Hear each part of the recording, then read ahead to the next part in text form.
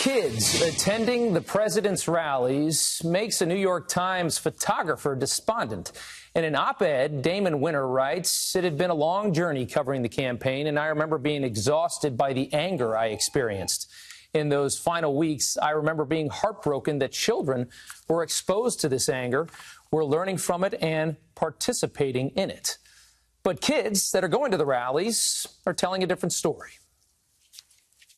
Donald Trump, I've been supporting him since the 2016 election, and I just came to support and came out here. He's building a wall which stops illegal immigration, which is great. I want to see that he is best president of America.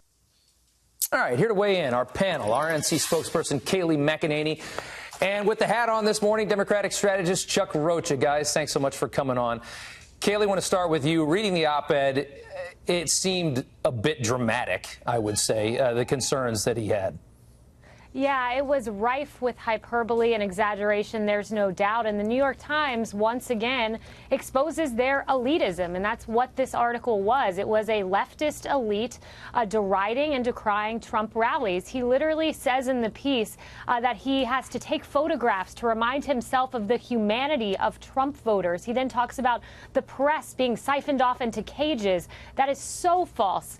The press is always siphoned off at rallies, not in cages. And if he was so concerned about that, why not be concerned when Hillary roped them off, literally roped them off, and there's video of it. So complete exaggeration, complete elitism, and it was a ridiculous op-ed. What'd you make, Chuck? What'd you make of that article?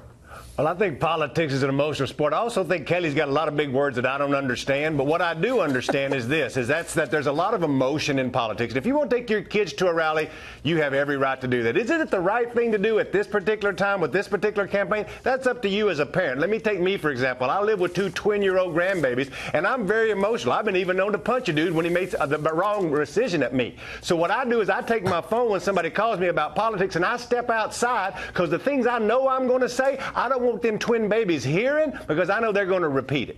Kayleigh, he makes a good point that this is not really a great time for kids to be introduced to politics. The political situation in this country is terrible right now. Maybe don't take them to the Trump rally. Maybe don't let them watch some of the things that they see on TV and some of the things that you read, because there's a lot of craziness on both sides of the aisle right now. I mean, the world is on fire every day if you watch some news stations.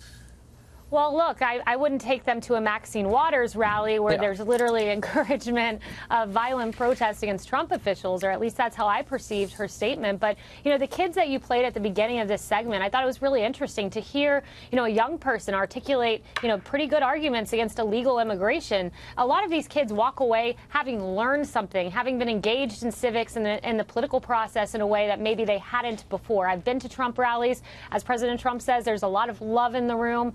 I don't agree with this characterization at all. I think it's a good time for kids to learn and be engaged because of this president.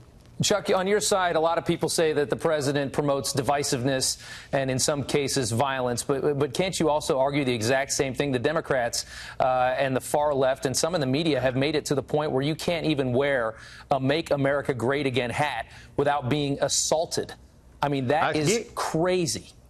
Again, I am the one who is doing that. I will tell you that I'm an emotional being, and I've said things I regret saying. I've been at that rally in the heat of the moment and said some pretty visceral things at the microphone. It's up to you as a parent whether you want to drag your baby to that visceralness or not. That's what's wrong with our politics overall, is all of this hatred amongst each other. People want to make this country everything that it can be, and we can do without talking down to each other. Yeah. Kayleigh, you know, this op-ed writer, this photographer for the Times, doesn't want kids to go to a Trump rally and to be exposed to, I guess, conservative ideals. It is interesting, though, that in schools these days, you pretty much are only exposed to liberal ideas.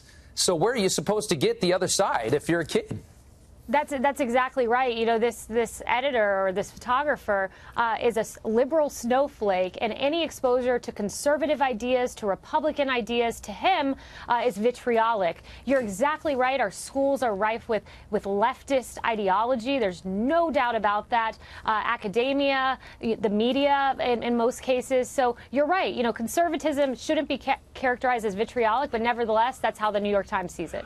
Okay. Well, Bob, I would go on to say that I grew up in East Texas, and there ain't no liberalness around my school in East Texas, in Tyler, Texas, where I come from. They won't even let you watch MSNBC over there. So I wouldn't say this rife with liberalism everywhere you go. That's a fair statement. That is a fair statement. All right, guys, thanks so much for coming on this morning. Maybe let the kids just watch cartoons. I like the cartoons. Thanks, Rob. All right.